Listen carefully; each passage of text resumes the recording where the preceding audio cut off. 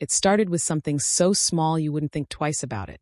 A misplaced pen, a budget figure off by a few dollars, a meeting invite that arrived a few minutes late.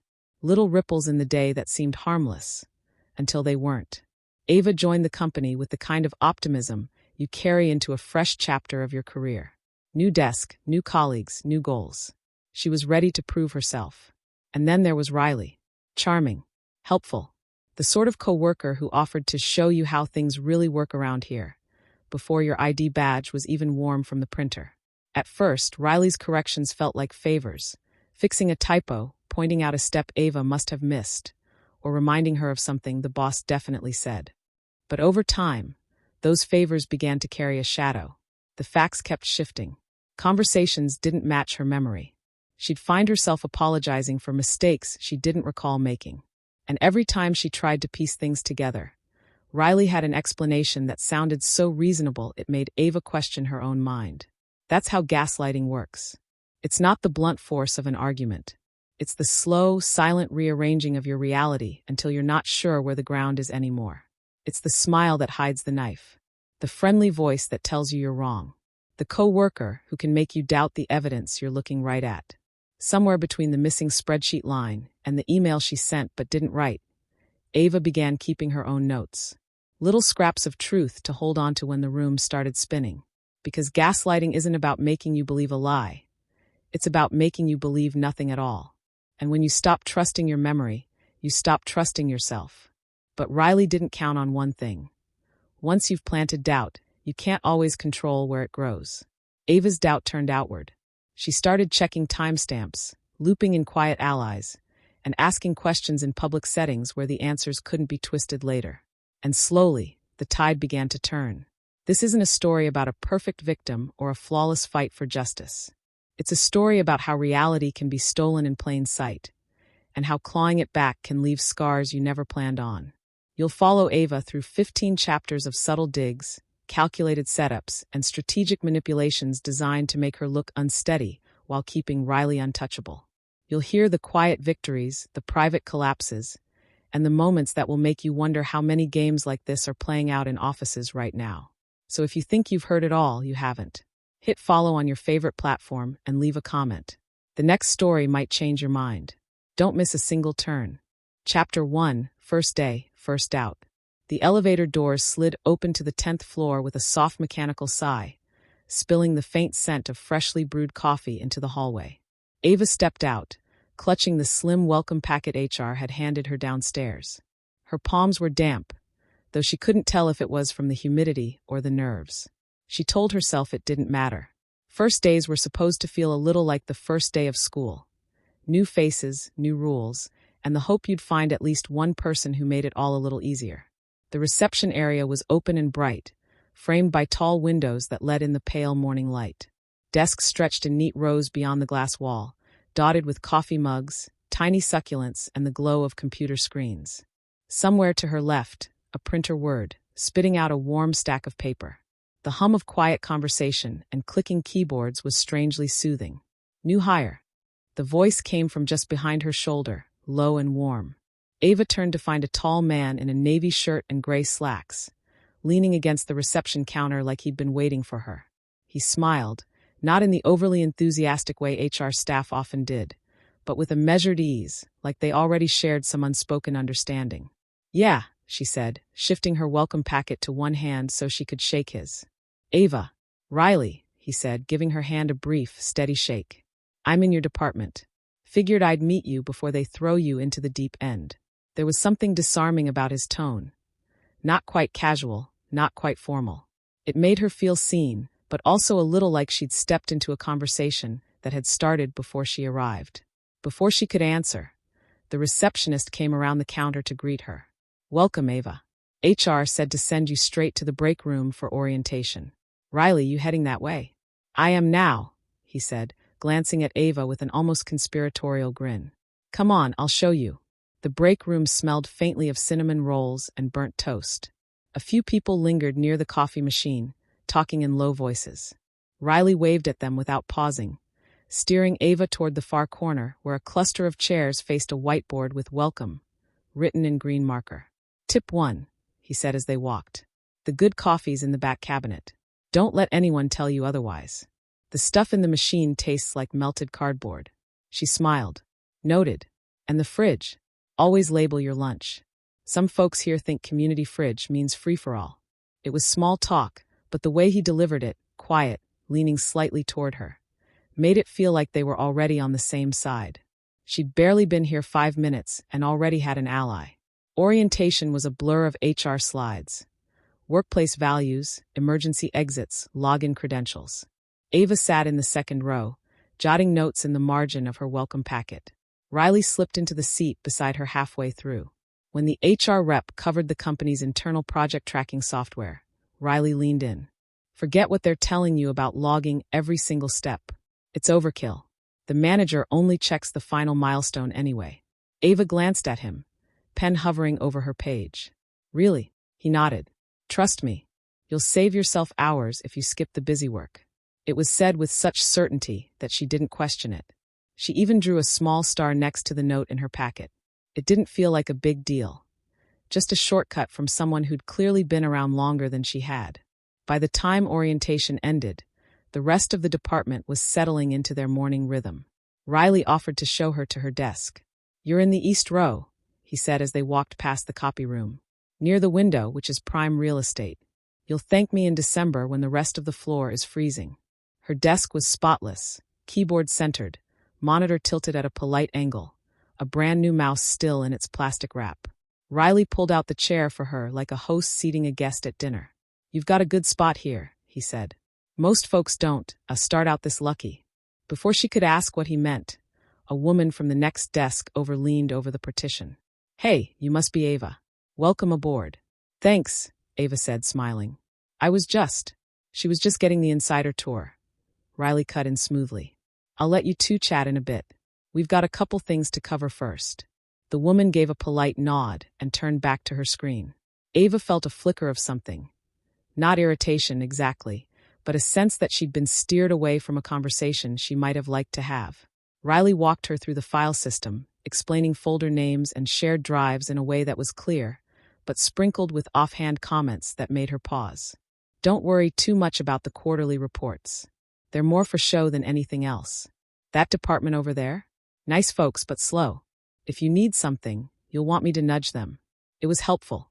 And yet, each tip came with the faint suggestion that there was a right way and a real way to do things, and that he was the gatekeeper to the latter. By noon, she'd learned where to get the good coffee, which forms could supposedly be skipped, and which people to avoid when you're on a deadline. Riley had stopped by her desk 3 times to check in, each time leaving her with another small piece of advice or warning. When she finally sat alone during lunch, unpacking her salad, she noticed a folded sticky note under her keyboard. It was from Riley. If you need anything, questions, cover, whatever, I've got you. The handwriting was neat, deliberate, friendly, safe. And yet, as she read it again, Ava felt a strange heaviness in her chest. She shook it off. First days were overwhelming. That was all. The rest of the afternoon moved in a slow but steady rhythm. Ava learned the basics of the project tracker, set up her email signature, and started combing through onboarding documents. Every so often, Riley would appear, never lingering too long, but always long enough to drop another tidbit. You'll hear people talking about Friday check-ins, he said once, leaning over her chair. Technically, they're optional. The boss prefers you keep your head down and work. Later, he returned with a file folder. These are templates for client emails. Use mine instead of the official ones. They're more persuasive. Each time he left, Ava found herself making small adjustments based on his advice. It wasn't that she didn't trust HR's instructions. It was just, Riley's way felt easier, more efficient, and he spoke with the kind of certainty that made questioning him seem unnecessary. Around 2 o'clock, she ventured into the break room for a glass of water. Riley was already there, leaning against the counter, stirring a cup of tea. He glanced up as she walked in. Hey, you survived the morning, he said with a smile. I think so, she replied. Still learning where everything is. He set his spoon down, studying her face in a way that felt both friendly and assessing. You'll be fine. Most new people take months to catch on. You've got good instincts. It was flattering, and she felt her shoulders relax. The compliment felt like a small anchor in an otherwise unsteady day. As she filled her glass, another coworker walked in, a man in his 50s with salt and pepper hair. "You must be the new hire," he said. "I'm Colin. Welcome to the circus." Ava laughed. "Thanks. Everyone's been." "She's in my department," Riley interrupted, moving slightly closer to Ava. "We've got her set up and running already." Colin raised his brows. "That quick, huh? Guess I'll see you around." He grabbed a soda and left without further conversation. Ava sipped her water, wondering if she'd imagined the way Riley had cut her off twice today. Back at her desk, she dove into a sample client file. The formatting was a bit different from what she'd been taught in training, so she started adjusting it to match the onboarding example. 10 minutes in, Riley appeared again, pulling a chair beside her. "Hold up," he said. "You're using the old format. Switch to this one." He tapped a few keys, rearranging columns and renaming a header. "But the onboarding doc. They haven't updated it yet," he said smoothly. "Trust me, this is what the manager expects." She nodded, fingers following his edits. He made it look easy, and she was grateful for the shortcut. Still, a small part of her felt uneasy at overriding official instructions without confirming. She pushed the thought aside. By late afternoon, the office had settled into a hushed focus. The hum of keyboards was steady, punctuated by the occasional ring of a desk phone. Ava was reviewing a second client file when she noticed something strange. A policy reference she didn't recognize. She flipped through her notes from orientation, but found nothing that matched. She was halfway to standing up to ask Riley about it when he appeared, as if summoned. "Something wrong?" "I'm not sure," she said. "This section here. I don't remember them covering it in training." He leaned over, scanning the page. "Ah yeah, that's one of those rules that's more suggestion than requirement. We do it differently here." Her brow furrowed. "So I should skip it?" "Skip it," he confirmed, his tone light but firm. "No one will notice." She hesitated for a moment, then nodded. "Okay." The clock in the corner of her screen told her it was nearly 5. Ava began closing out her tabs, feeling that mix of exhaustion and relief that comes with finishing a first day. She gathered her things, sliding her welcome packet into her bag.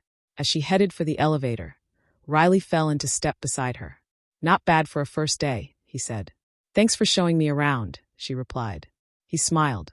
"I meant it earlier. If you need anything, I've got you." The elevator doors opened, and they stepped inside. The space was quiet except for the faint hum of the machinery. Riley glanced at her with that same easy confidence. "You'll see what I mean soon enough. Not everyone here is as helpful as me." Before she could ask what that meant, the doors slid open on the ground floor. He stepped out first, holding the door for her like a polite host. "See you tomorrow, Ava," he said. She walked out into the warm evening air with a faint sense that she'd been given a gift and a warning at the same time. The next morning, Ava woke earlier than she needed to. Her mind kept running through small moments from yesterday. Riley cutting her off in conversation, the confident way he'd contradicted official instructions, the note under her keyboard. None of it had felt openly hostile, but something about it replayed in her head, like a song with a sour note you couldn't unhear. She told herself it was first-week jitters. Every office had its quirks, and maybe Riley was just one of those people who liked to manage situations even when it wasn't required. Still, she made a mental note to keep her own copy of anything she worked on, just in case. When she stepped out of the elevator, Riley was already at her desk, leaning back in her chair with a coffee in hand. "Morning," he said, standing as if he'd been waiting. "Got you one too. Cream, no sugar. Figured I'd guess." "Thanks," Ava said, placing her bag on the desk. "You guessed right." He grinned, like it was proof they were already in sync. "Thought so. We're going to get along just fine." She sat, pulling her laptop closer. Riley lingered for a moment before speaking again. "So, funny thing, the manager asked me how you did yesterday. I told them you were sharp, picked things up fast." "That's nice of you." "Of course. We're a team." He paused. "But I did mention you were still finding your way with the project tracker. It's better if they hear that from me now rather than get surprised later." The comment landed awkwardly. It wasn't untrue, she was still learning, but hearing it phrased like a weakness made her chest tighten. "Okay," she said slowly. "Thanks for letting me know." He gave a small nod, as if he'd done her a favor. "I'll keep you posted if anything else comes up." By mid-morning, Ava was deep in a client file when she overheard Riley talking to someone in the aisle behind her. His voice was low, but certain words carried. New hire, still adjusting, needs some guidance. She froze, listening. The tone was calm, even supportive, but the picture it painted of her was subtly diminished. Not incompetent, but not exactly capable either. When she glanced over her shoulder, Riley caught her eye and gave a small wave, as if nothing unusual had happened. At lunch, she decided to sit in the break room instead of eating at her desk. She found an empty table near the window, unpacked her food, and tried to focus on the view of the street below. Riley joined her a few minutes later, tray in hand. Mind if I sit? Go ahead. He set down his tray, unwrapping a sandwich. So, how's the second day treating you? Good so far, she said. Just trying to get through these files without messing up the formatting. He chuckled. You're doing fine. But hey, between you and me, I'd skip triple-checking the client notes. The manager barely looks at those. Ava tilted her head. Isn't that risky? Only if you don't know how to manage perception, he said with a faint smile. Half the job here is looking like you're ahead of the curve. Details slow you down. The way he said it made it sound like common sense. She nodded, though something in her gut told her she'd still be triple-checking those notes. That afternoon, she had her first small group meeting. 3 other team members joined via video call, their faces framed in little rectangles on the big screen. As Ava introduced herself, one of them said, "Oh, Riley's been telling us you're picking things up quickly." Ava smiled politely. "I'm learning a lot." "Yeah, Riley's been filling us in," another added. "Said you've got a good grasp of the basics, but might need some extra support with the project tracker." The words echoed Riley's earlier comment almost exactly. Ava's cheeks warmed. "Well, I'm sure I'll get the hang of it," she said, keeping her voice even. The meeting moved on, but Ava felt the shift in the room, or maybe in her own mind. A seed had been planted, and she wasn't sure yet how deep it would grow. When the workday ended, she gathered her things quickly. Riley appeared at her side again as she walked toward the elevator. "Good meeting today," he said casually. "You handled it well." "Thanks." He stepped into the elevator with her, pressing the button for the ground floor. "By the way, don't worry about what they said about the tracker. I told them I'd help you with it." Ava forced a small smile. "Okay." The doors closed, and for a moment, the air between them felt heavier than it had the day before. Riley's words, his timing, the way he positioned himself as both her advocate and the source of her supposed shortcomings. It all swirled together into something she couldn't quite name. Not yet. The following morning started quieter than the last. The office had that soft hum of productivity, papers shuffling, keyboards clattering. Ava slipped into her seat without seeing Riley nearby. She powered on her computer, relieved to have a moment to herself. She opened her inbox and froze. An email from the manager was sitting at the top, time-stamped just after 7 a.m. Subject: quick clarification on tracker notes. Body: Riley mentioned you were still adjusting to the system. Let me know if you need me to walk you through the finer points. Her stomach dipped. Riley had already framed the conversation before she even sat down. She typed a polite reply. "Thank you, I'm getting more comfortable with it, but I'll let you know if I have questions." Then hit send. But her hands stayed poised over the keyboard. The words Riley mentioned played on repeat in her head. Why would he feel the need to share that at all? Especially when they hadn't spoken this morning. She was still chewing on it when Riley appeared behind her chair, coffee in hand. "Morning. Saw the manager looped you in on the tracker thing." "Good, this way we can both say we're on the same page." "We?" she asked. "Yeah," he said, sipping his coffee. "I told them I'd help you. Makes me look like a team player. Makes you look supported. Win-win." It didn't feel like a win. It felt like someone else had decided how she was going to be seen, and she'd been given no chance to weigh in. Mid-morning, Riley called her over to his desk to go through a client file together. He gestured for her to sit while he pulled up a spreadsheet. "This is how I do it," he said, clicking through tabs quickly. "Saves time." She followed along, noticing that some of the steps skipped verification points she'd been taught in training. "What if something gets missed this way?" she asked. "That's the thing," he replied, still clicking. "If no one's looking for it, it's not a mistake. It's efficiency." It was said with the kind of confidence that made it hard to challenge without feeling like she was being overly cautious. Still, a small voice inside her whispered that skipping steps meant skipping safeguards. Later, as she passed the copy room, Ava caught snippets of Riley's voice again. He was talking to Colin, the man she'd met in the break room on her first day. "She's sharp, but I don't want her overwhelmed," Riley was saying. "I'll make sure she doesn't take on too much too soon." Colin replied with something Ava couldn't catch, but both men chuckled softly before the copier beeped. She kept walking, pretending she hadn't heard. By mid-afternoon, she decided she needed to draw some kind of boundary, gently. She waited until Riley stopped by her desk to check in, and then asked, "Do you think I could start talking to the manager directly about my progress? I'd like to get their feedback firsthand." Riley smiled in a way that didn't quite reach his eyes. "Of course, but just so you know, it's easier for them if I keep them in the loop. Saves everyone from repeating conversations." There it was again. The positioning, the subtle framing that made it sound like she'd be making things harder if she bypassed him. "Right," she said, forcing a smile. The day wound down with a final task: updating a shared file on the company drive. Ava made her edits carefully, double-checking them against the official instructions. 10 minutes later, a notification popped up.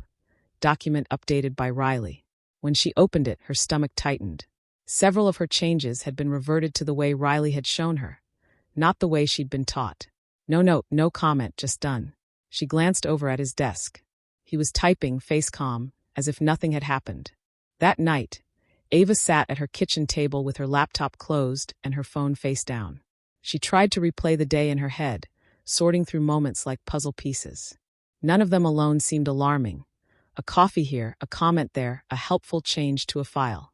But together, they painted a picture she couldn't quite ignore. It was only the second day, and already her version of events was being edited in real time. Sometimes in front of her, sometimes behind her back.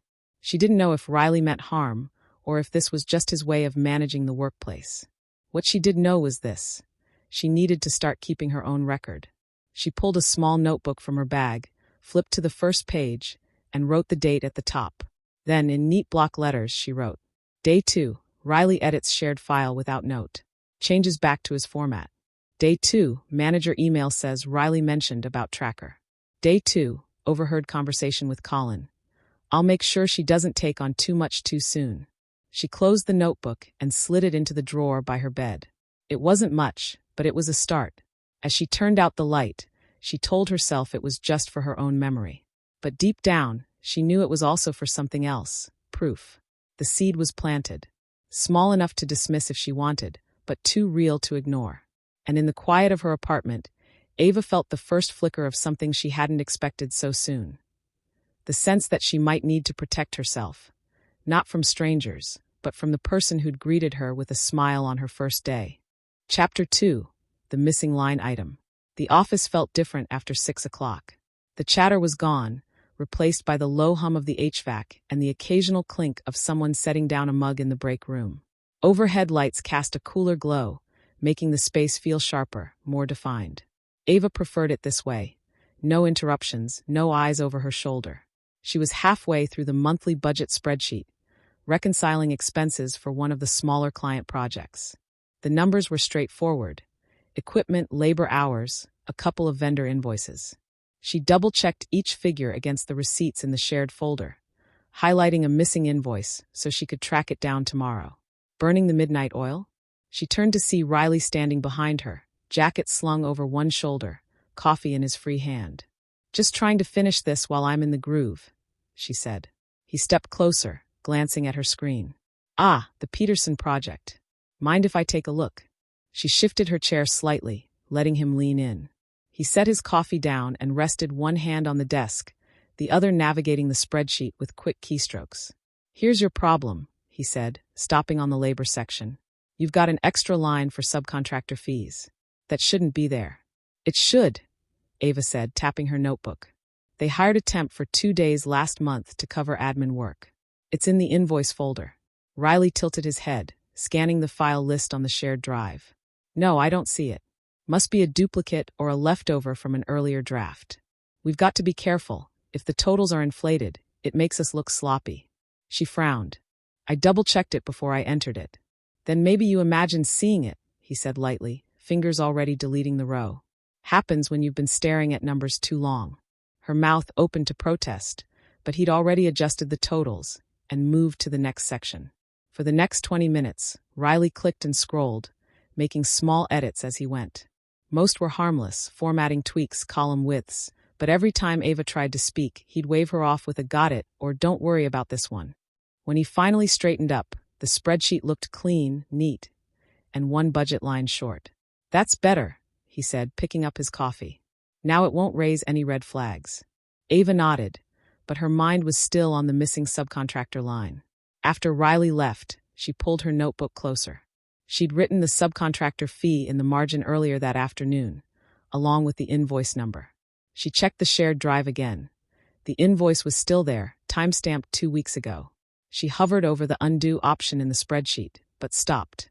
If she reversed his edit now, it would create a new version with her name on it. And if he checked the history later, it might look like she was changing things without telling him.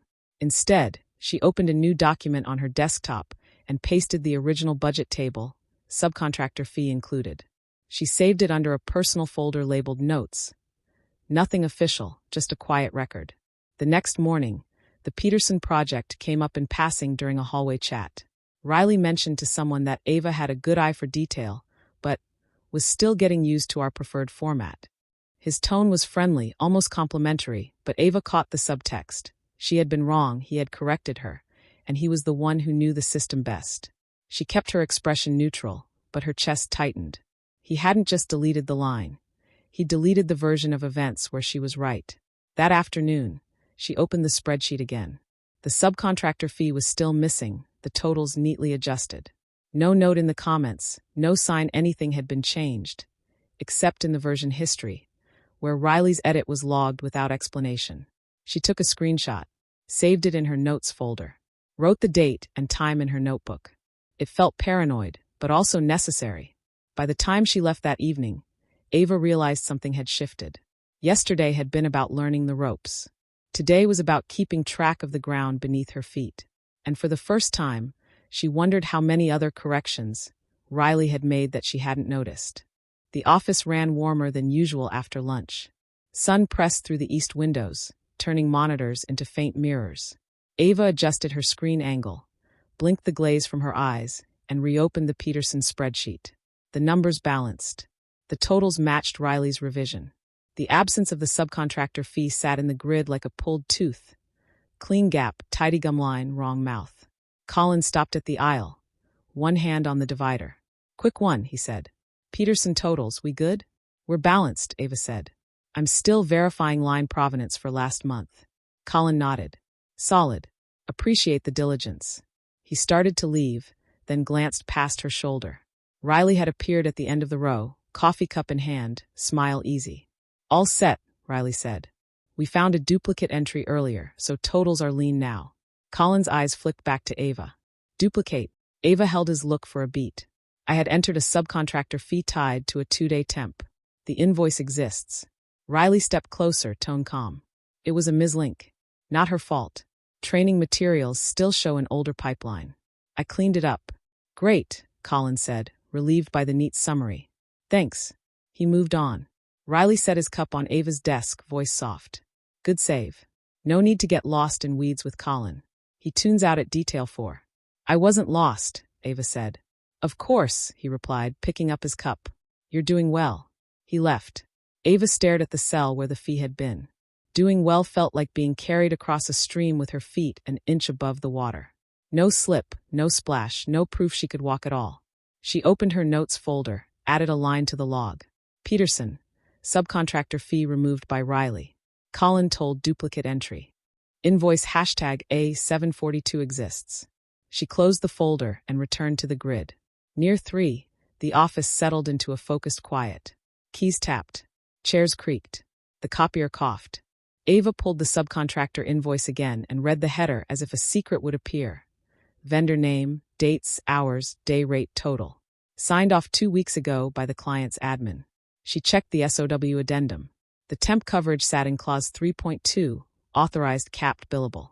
None of it matched duplicate. She hovered over the comments pane, thought about adding a neutral note. Temp coverage authorized per SOW 3.2. Invoice #A742 on file. Her cursor blinked. She pictured the version history, the chain of edits, his name on the last major change. She closed the pane. Instead, she printed the invoice and the SOW page. Paper felt primitive, but it didn't move unless someone moved it. She slid both into a manila folder and tucked it into her bag. The weight steadied her. At 4, Riley reappeared with an easy grin. Quick pairing. I want to show you a faster way to reconcile labor hours. Ava nodded and rolled her chair back from the desk he pointed to. His. He pulled up a different project. Same rhythm as Peterson, he said, fingers moving. Half the time if you skip the intermediate checks. What if an intermediate check is the only place you catch variance? She asked. Then you build a nose for variance, he said, eyes on the screen. You'll get there. He flicked to a pivot table, tapped a key, and the columns snapped into order. See? Clean. It looks clean, she said. It is clean, he answered, patient, like a coach correcting posture. They worked for 20 minutes. He handed her control twice, took it back 3 times, always with a light here, let me, that smoothed over the tug. When they finished, he leaned back. You learn fast. Thanks. On Peterson, he added, casual. I'll mention to the manager we audited the totals and you're on pace. Helps them map capacity. Tell them we confirmed the temp cost authorization too, Ava said. Riley smiled. Unnecessary detail. People remember headlines, not footnotes. She let the smile hold. Sometimes footnotes keep the headline true. Good line, he said, standing. Save it for a slide. He walked away. Ava kept her eyes on the empty chair. 5 o'clock stretched thin. Ava answered 2 client emails, logged her hours, and reviewed tomorrow's tasks. When she looked up, the floor had thinned out. The light cooled. A quiet settled that reminded her of the previous night. She reopened Peterson, scrolled to the labor section, and stared at the space where the subcontractor fee belonged. She imagined placing the line back in, neat and simple, the total adjusting with a soft click. She imagined Riley's voice later. Why did you reintroduce an error? She pictured the version history with her username stamped on the revert. She closed the file. She shut down her computer, grabbed her bag, and headed out. Outside, the air cooled against her face. She paused at the curb, manila folder warm under her arm. A bus hissed to a stop and exhaled 3 passengers. Her phone buzzed. A friend's text. How's the new job? Nice people. She typed, learning a lot. Early days. She erased the last sentence and sent. Learning a lot. On the train home, she opened the folder again, as if the papers might have rearranged themselves. The SOW clause sat unchanged. The invoice total glared back. She used the seat tray as a desk and wrote a clean copy of the day's notes, keeping them factual. 3:12 p.m. invoice #A, 7:42 present in drive, timestamp 2 weeks ago. 3:18 p.m. SOW 3.2 authorizes temp coverage. 3:24 p.m. considered inline comment, withheld to avoid edit war. 4:05 p.m. Riley coached alternate reconciliation method, de-emphasized checks. She closed the folder. Across the aisle, a kid held a balloon on a string and watched it test the limits of the car's stale airflow. Every time it bumped the ceiling, it surrendered and swung back to center. The image landed somewhere between sad and funny. Home smelled like detergent and old wood. Ava dropped her bag, set the folder on the kitchen table, and boiled water for tea. She left her phone in the other room. The kettle sang. She poured, sat, and let the steam touch her face. She opened a fresh notebook. Not the small one by the bed, but a larger spiral with numbered pages. On page 1 she wrote, Work log day 4. Purpose, record what happened, not how it felt. She copied the bullets from the train. Then she added a rule. Only write what someone could verify. She paused, pen hovering. The rule felt severe, but that was the point. Memory had to be something you could hold in your hand. She flipped to page 2 and drew a small table. Item source location witness.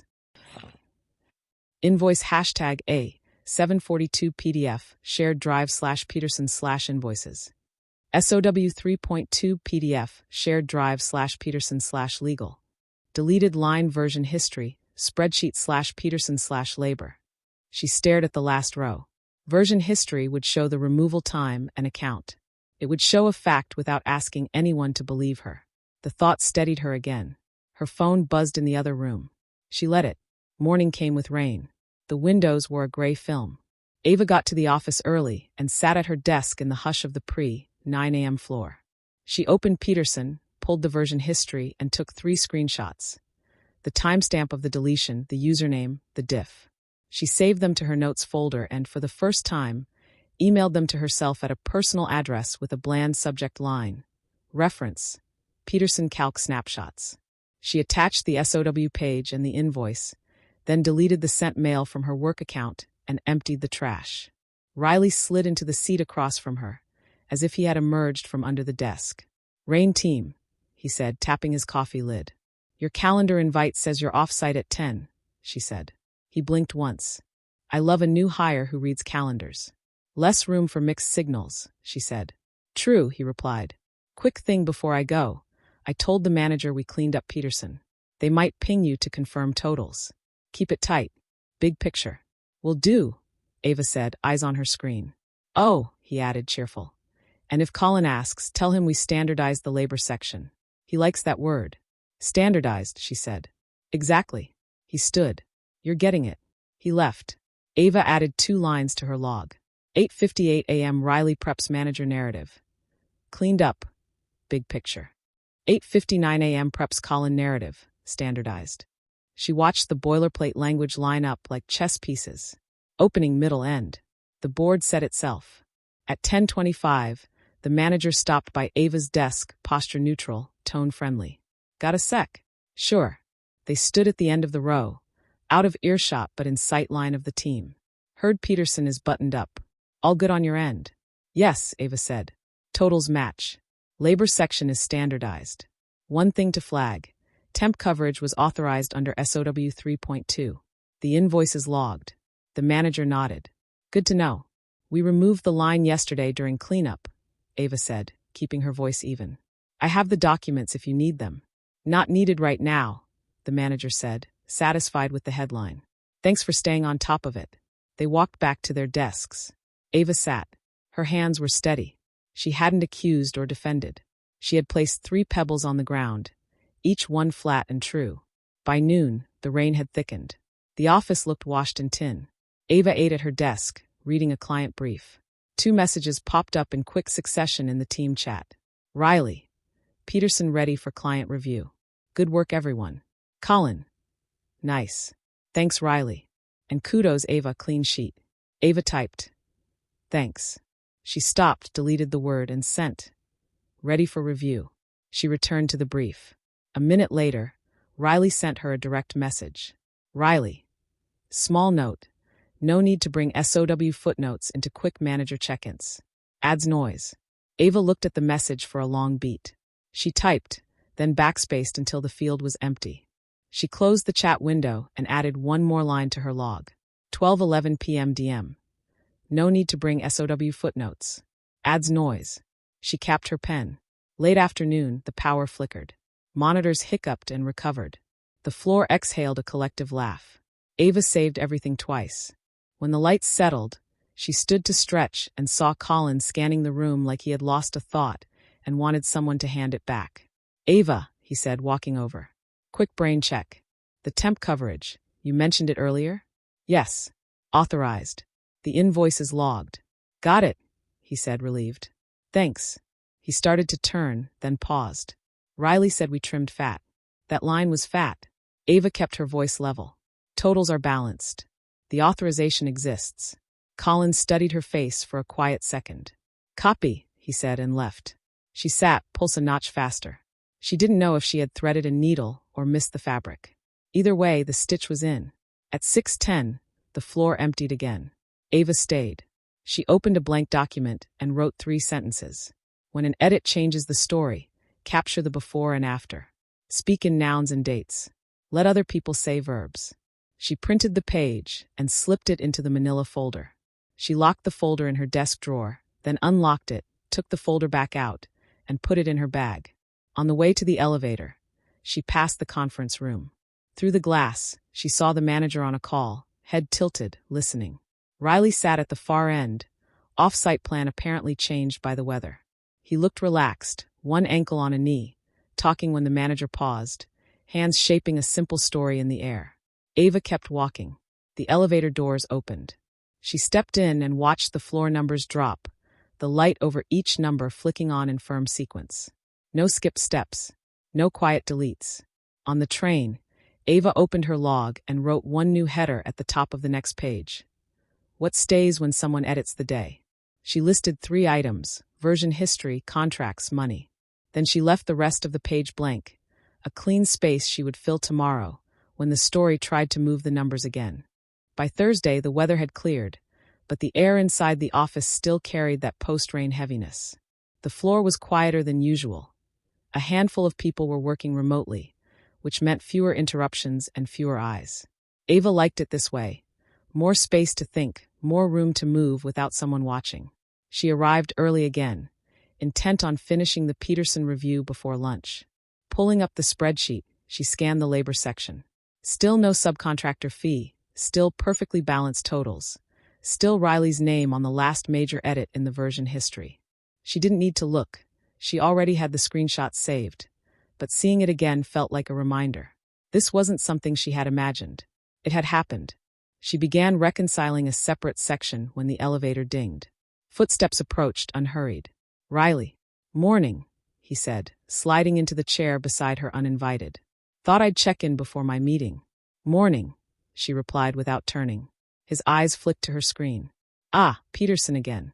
You're thorough." "I like to be accurate," she said. "Of course," he said. "Just remember, accuracy's not about catching every little thing. It's about making sure the story adds up." She kept her eyes on the monitor. "I think the story should match the facts." He chuckled softly, as if she'd made a charming but naive statement. "Sure, but facts can get messy. We clean them so the picture's clear." The way he said clean landed heavier than the word should. By late afternoon, the office thinned even more. Colin left around 4, and by 5, it was just Ava and 2 people in the design team across the aisle. She took the quiet as an opportunity to double-check the Peterson invoice folder one more time. Everything was there, all documents, all timestamps, but one caught her attention. A second file for invoice #A742, uploaded 3 days ago. She opened it. Same vendor, same dates, same total, but missing the signature line from the client's admin. The original file, still in the folder, had the signature. This version did not. Ava checked the version info. Uploaded by Riley. Her stomach tightened. It was subtle, easy to dismiss if someone wasn't looking closely, but it changed the document's weight as evidence. Without the signature, the invoice could be brushed off as incomplete.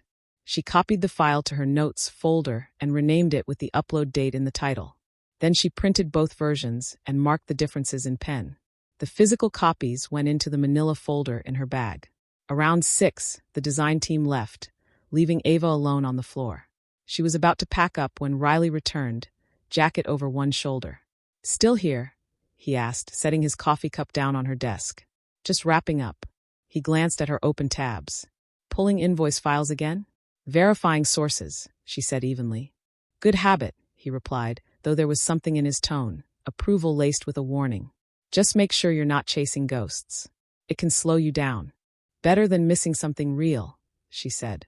He smiled like he'd heard that line before, but said nothing. Instead, he leaned over and clicked into the Peterson spreadsheet.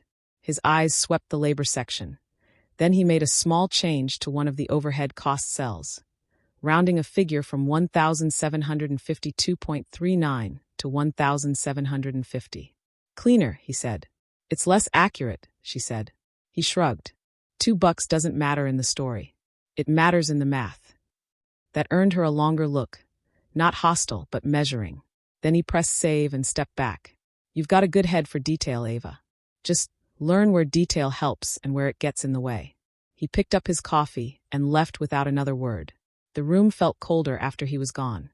Ava sat still for a moment, replaying the small change in her head. It was nothing, $2 in a budget of thousands, but it was also everything. A shift so minor it could be justified as nothing, but still a change. She opened the version history, took a screenshot of the change, and saved it in her folder. Then she exported the entire sheet as a PDF and stored it with today's date. In her spiral notebook, she wrote, "Day 5 to 6:22 p.m. Riley adjusts overhead cost in Peterson from 1,752.39 to 1,750. Says cleaner. Justification. $2 doesn't matter in the story." Underneath, she drew a box and wrote in capital letters, "Micro changes equals tests." She didn't know if that was true, but it felt right. She packed up slowly, making sure the folder was zipped inside her bag. On the train home, she kept the bag in her lap, one arm resting over it. The man across the aisle glanced at it once, then looked away. Her phone buzzed. A message from a friend asking if she wanted to meet for drinks. Ava typed back, "Rain check. Need a quiet night." She got home, made tea, and set the folder on her kitchen table. For the first time, she spread out the contents: invoices, SOW pages, screenshots, printed budgets. The pile was small but growing. She organized them in chronological order, sliding each into a plastic sleeve. By the time she finished, she noticed something she hadn't before. The changes weren't random. Each one nudged the story of the Peterson project toward a cleaner, simpler version. One where small costs disappeared, timelines tightened, and nothing complicated the headline. The problem was the truth wasn't clean. Friday morning, Ava arrived earlier than anyone else. The quiet felt deliberate, like a held breath before a decision. She slid her bag under the desk, opened her laptop, and pulled up the Peterson project. Today wasn't about reconciling numbers. Today was about running a test. She created a duplicate of the labor section in a hidden sheet. Nothing visible in the main view, nothing that would trigger a public update. In the hidden copy, she restored the subcontractor fee exactly as it had been. Invoice number, dates, total. She added a small note in the margin. Authorized per SOW 3.2. Then she saved it. The point wasn't to keep it there permanently. The point was to see if Riley would find it. If he did, she'd know he was digging deeper than casual oversight. If he didn't, she'd know the changes weren't about accuracy. They were about control over what everyone else saw. By 9, the floor began to fill. Colin passed by, gave a quick wave. Riley arrived a few minutes later, coffee in one hand, phone in the other. "Morning," he said, glancing at her screen. "Morning." She minimized the spreadsheet. He set his coffee down, leaned against her desk. "Quick heads up. The manager wants Peterson finalized by Monday. I'll do a last pass this afternoon." She nodded. "It's ready for review." He smiled faintly. "We'll see."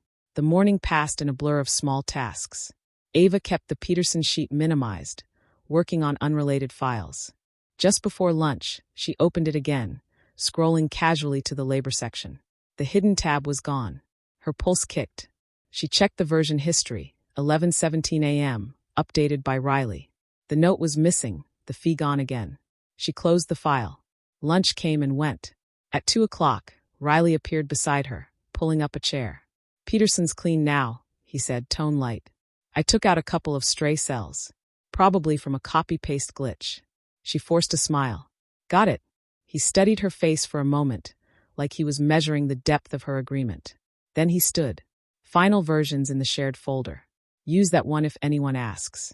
When he was gone, Ava opened her spiral notebook and wrote in precise block letters. "Test. Hidden labor tab with subcontractor fee plus note. Deleted 11:17 a.m. by Riley. Described as copy-paste glitch."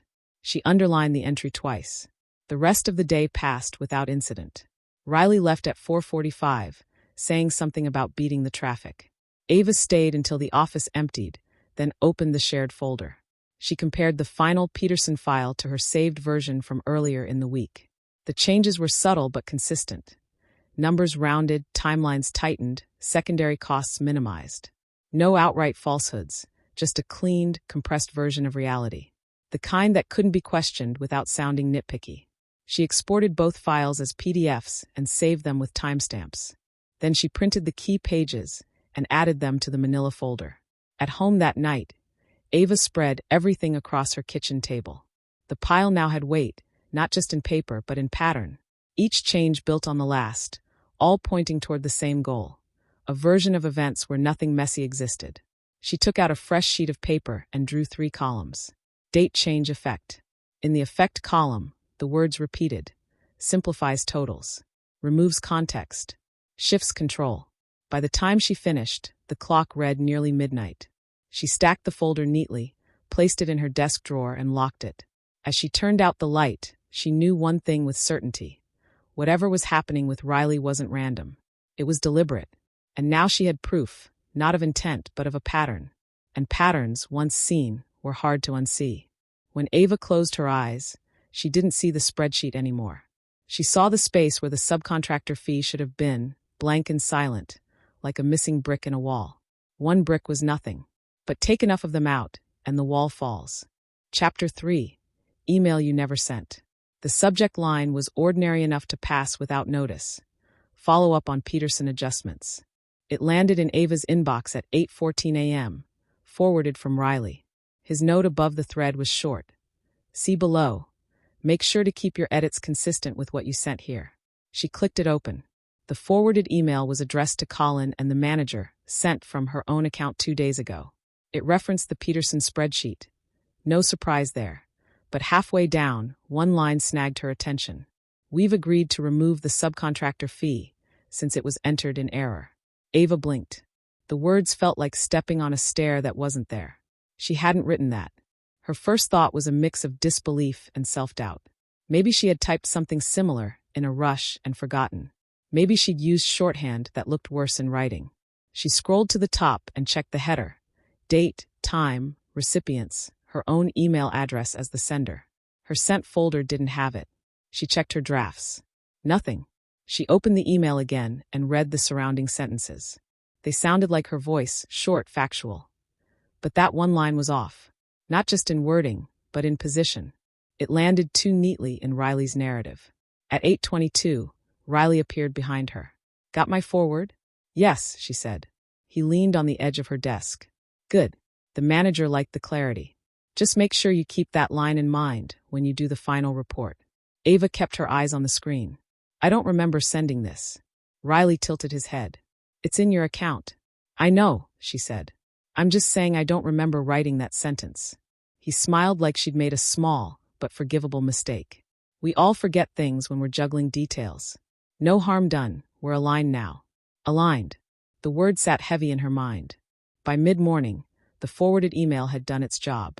Colin stopped by her desk with a printed copy, tapping the line about the subcontractor fee.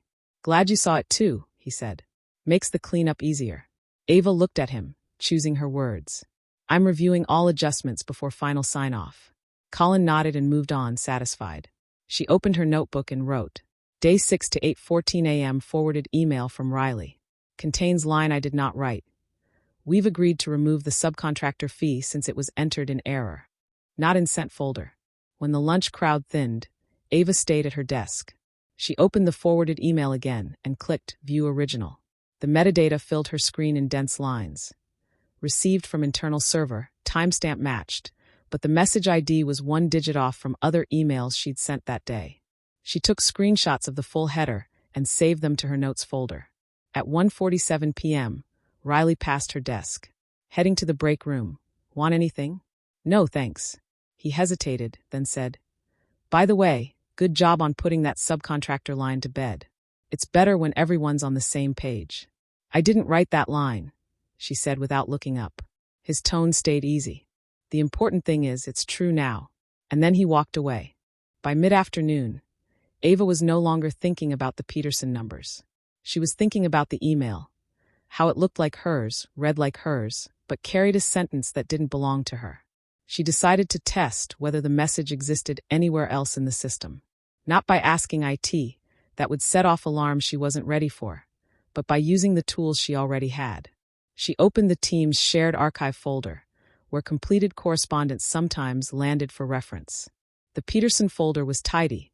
Contracts, invoices, one email thread from last week, and a final correspondence PDF Riley had added that morning. She clicked it. The PDF was a single page.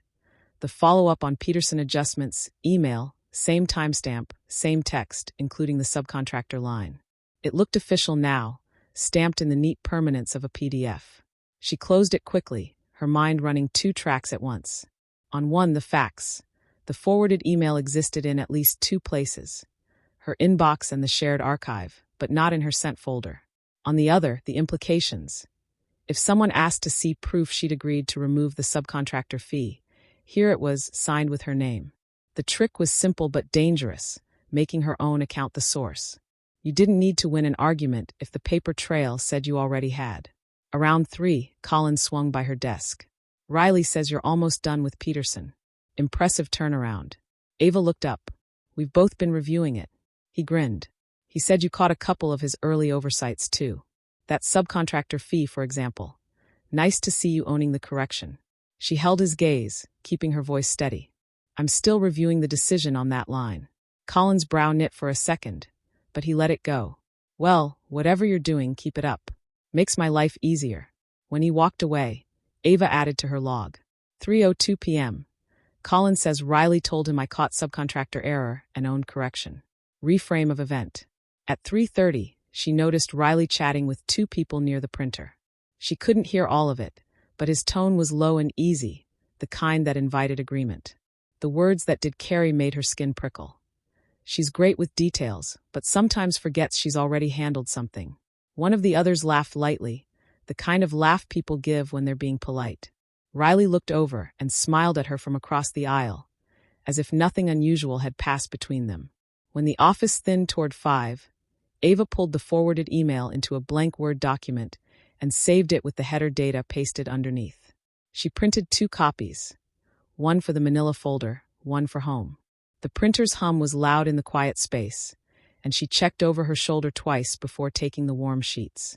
As she slid them into her bag, she realized this was different from the spreadsheet or the invoice changes. This wasn't about erasing a number. This was about altering her voice, turning her into the author of something she hadn't said. Facts could be debated. Memory could be questioned. But words, once they bore your name, were harder to shake off. Ava decided she wasn't going to wait for the next edit to happen to her. If Riley was slipping sentences into her voice, she needed to know how far it went, and whether he was willing to alter something trivial, just to prove he could. She drafted a short email to Colin about a low-stakes vendor invoice on a different project. The content was harmless, routine, and factual. But halfway down, she inserted one odd, unmistakable line. Also, please note that the invoice was delivered wrapped in green paper with a silver ribbon. Unusual, but that's what was sent. It was true in the literal sense. The vendor had actually wrapped it that way as part of a holiday promotion. But the detail was irrelevant to the work. No one would care. No one but Ava. She sent it at 10:13 a.m. and waited. The day moved at its usual pace. Riley spent most of the morning in a conference room, laptop open, voice drifting out occasionally in short bursts. Ava focused on client updates, checking her inbox every half hour. No reply from Colin, no comment from Riley. By mid-afternoon, she'd almost convinced herself the bait had gone unnoticed. Then, at 2:41 p.m., a new message appeared in her inbox. Subject, vendor invoice wrapping note. From Riley. To Ava Colin. The body was polite, straightforward. Riley summarized the invoice status, confirmed the payment schedule, and then, at the bottom, added. And yes, the invoice came wrapped in green paper with a gold ribbon. Nice touch from the vendor. Gold, not silver. It was a tiny change, meaningless in every practical sense, but glaring to Ava. The kind of edit that couldn't be chalked up to misunderstanding. She stared at the sentence for a long time, then clicked View Original to check the headers. Sure enough, Riley had been the last to send the thread. Her original line was now buried in the earlier message, overshadowed by his correction. It didn't matter that the ribbon's color meant nothing to the project. What mattered was the principle. A fact she knew, altered just enough to make his version the final one on record. At 3:10 p.m., Colin stopped by her desk. That wrapping detail cracked me up, he said with a grin. I didn't know vendors did stuff like that. They do, Ava said evenly. He nodded toward the thread on his tablet. Green and gold, huh? Pretty festive. Ava felt the answer form in her throat. It was silver, but she swallowed it. Correcting him would only make her sound petty. Instead, she said, it was definitely unusual. Colin laughed again and moved on. She wrote in her log. Day 7 to 2:41 p.m. test phrase altered from silver ribbon to gold ribbon in vendor invoice email. Edit unnecessary to content. That evening, after most of the office had emptied, Ava printed the email chain with headers. She slid it into the manila folder, right behind the forwarded Peterson email. 2 documents, different projects, same pattern. Her words, adjusted by Riley, then rebroadcast as the final version. The changes weren't always about erasing something damaging. Sometimes they were just about proving control, reshaping a detail simply because he could. And now she had proof. By the time the clock crept past 6, The floor was empty except for Ava. The office had that end-of-day stillness she'd begun to crave. A space where no one could walk up behind her, where the air felt neutral again. She opened her bag and slid the manila folder onto her desk. Inside were the 2 printouts from this week that mattered most. The forwarded Peterson email with the false subcontractor line, and the vendor invoice thread with the gold ribbon edit. She flipped through them slowly, reading her own name in the from line, feeling the disconnect between what the document said she'd written and what she knew she'd actually typed. This was the new reality. Proof that could be held in your hand, but not trusted. Ava booted up her personal email account on her phone. She took photos of each page, one at a time, making sure the headers were clear. She attached them to a draft email addressed to herself, adding a subject line bland enough to get lost in a crowd. Reference docs for review. She saved the draft but didn't send it.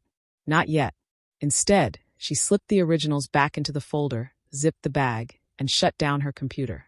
The printer sat silent across the aisle, its dark screen reflecting her as she passed. The faint outline of a woman carrying her own evidence out the door.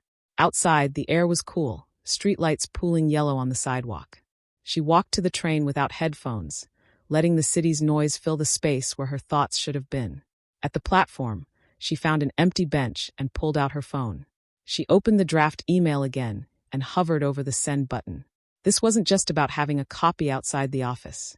It was about committing the evidence to a place Riley couldn't touch. She hit send. The confirmation ping was small, almost anticlimactic, but it settled something inside her. The train rocked her toward home. She replayed the day in her head. The moment she saw the false line in the Peterson email, the slight curl of Riley's smile when she'd told him she hadn't written it, Colin repeating the gold ribbon detail like it was fact. This wasn't just about spreadsheets or invoices anymore. It wasn't about totals or timelines. It was about authorship, the right to have her words remain hers. And now she understood. Once someone can change your words, they can change your record. Once they change your record, they can change your reality. At home, she placed the manila folder in the drawer of her bedside table instead of her desk. She didn't want it anywhere she might forget to grab it if she needed to leave in a hurry. Before turning out the light, she opened her notebook and wrote one new entry. Not for the day's log, but for herself. Rule number 4. Keep the originals somewhere they can't be touched. She closed the book and slid it under the pillow.